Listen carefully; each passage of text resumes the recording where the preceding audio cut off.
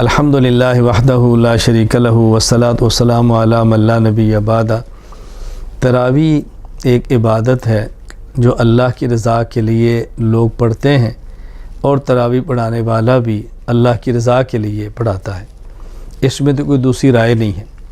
باقی مسئلہ جو امام تراویح پڑھاتا ہے اور پورا دن قرآن کریم کو یاد کرتا ہے، قرآن کریم سنانے کے لیے کسی اور مشغلے میں مشغول بھی نہیں ہو سکتا، اور اس کے اخراجات بھی ہیں، اس کی ضرورتیں بھی ہیں، تو اس تراویح پڑھانے والے کو تو پیسوں کی نیت سے نہیں، اللہ کی رضا کے لیے ہی پڑھانی چاہیے۔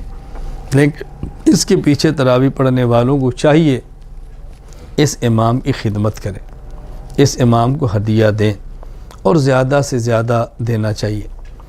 میں اکثر یہ بات عرض کیا کرتا ہوں، ایک بات تو یہ سمجھ لیں کہ جو لوگ یہ چاہتے ہیں کہ تراویح پڑھانے والا اجرت نہ لے، وہ یوں کیوں نہیں کر لیتے کہ اپنے بچے کو قرآن کریم پڑھا لیں اور مصلی پر کھڑا کر دیں؟ وہ کیوں نہیں کر لیتے خود قرآن یاد کر لیں اور تراویح پڑھا لیا کریں؟ بھئی آپ پورا دن ملازمت کرتے ہیں، آپ پورا دن تجارت کرتے ہیں، پورا دن آپ دنیاوی کاموں میں مشغول رہتے ہیں، اور حافظ پورا دن قرآن کریم کو یاد کرتا ہے، نہ وہ تجارت کر سکتا ہے، نہ ملازمت کر سکتا ہے، قرآن کریم یاد کرتا ہے اور رات کو مصلی پر کھڑے ہو کے پڑھتا ہے۔ اگر کوئی بیچارے کو ایک اٹکن بھی آ جائے تو پوری مسجد شور بھی ڈالتی ہے، کوئی بول بھی جائے تو آپ کی باتیں بھی سنتا ہے، تو اس کو محنت بھی کرنی پڑتی ہے۔ اس لیے تراویح پڑھانے والے کو تو اللہ کی رضا کے لیے پڑھانا چاہیے، لیکن امام کے پیچھے تراویح پڑھنے والے کو امام کی ضرورتوں کا خیال کرنا چاہیے۔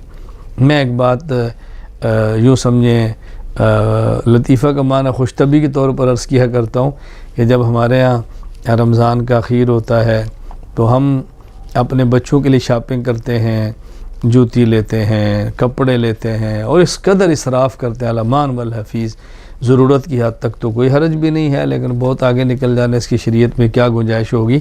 اب آپ نے سب کچھ کر لیا، اب مجھے آپ فرمائیں کہ ایک حافظ صاحب ہیں، قاری صاحب ہیں، وہ پورا مہینہ کچھ نہیں کرتے، قرآن کریم یاد کرتے ہیں اور رات تراویح پڑھاتے ہیں۔ اب وہ اگر مہینے کے بعد گھر جائیں اور اہلیہ پوچھے بھئی میں نے کپڑے لینے ہیں، تو وہ نے کہہ دے بھئی سورۃ النساء کا اجر تم لے لو۔ بیٹی کہتی ہے کہ ابو مجھے جوتی لے کر دے دے، تو کہ بیٹی سورہ بقرہ کا ثواب تم لے لو۔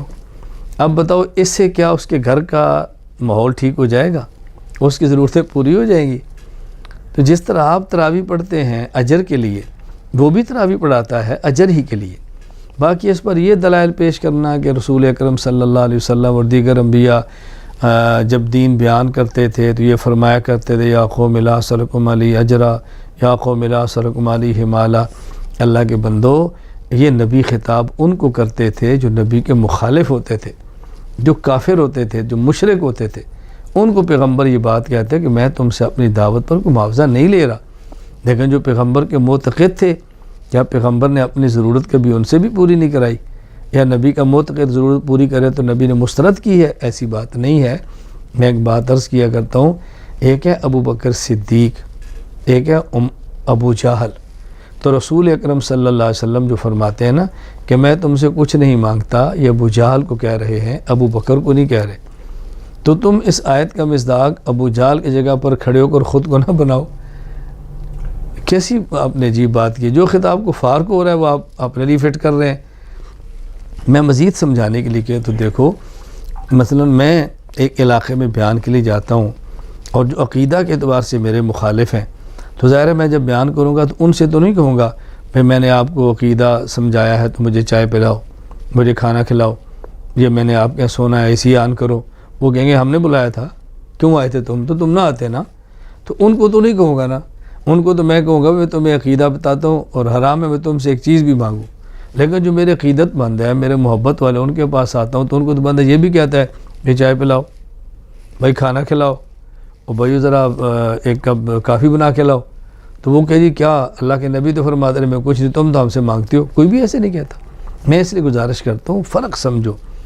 قرآن کریم میں جو انبیاء کا خطاب ہے کہ ہم کسی سے مطالبہ نہیں کرتے، وہ غیر ہیں، اور علماء جو تقاضا کر بھی لیں تو ان سے کرتے ہیں جو اپنے ہیں۔ اپن اور غیروں میں فرق ہوتا ہے، اپنائیت پیدا کرو، دوریاں پیدا مت کرو۔ آپ یقین فرماؤ اس دور میں یہ جو مستقل مہم چلی ہے، الحمدللہ میری اس پر مستقل فائل بھی ہے، مستقل بیان بھی ہے، اجرت علی تعلیم دین کہ دین پڑھا کر کوئی انسان اجرت لے سکتا ہے یا نہیں، دلائل موجود ہیں۔ میں سمجھتا ہوں کہ مستقل ایک محنت اس پہ کی ہے، دین کو مٹانے کے لیے ایک سازش کی گئی ہے۔ کیوں؟ جو مالدار ہے اس نے عالم بن کے جمعہ پڑھانا نہیں، اور جو غریب ہے اس کو تنخواہ دینی نہیں، تو جمعہ کون پڑھائے گا؟ جو مالدار ہے اس نے قاری بن کے بچوں کو پڑھانا نہیں، اور غریب جس نے پڑھانا ہے اس کو تنخواہ دینی نہیں، اچھا قرآن کون پڑھائے گا؟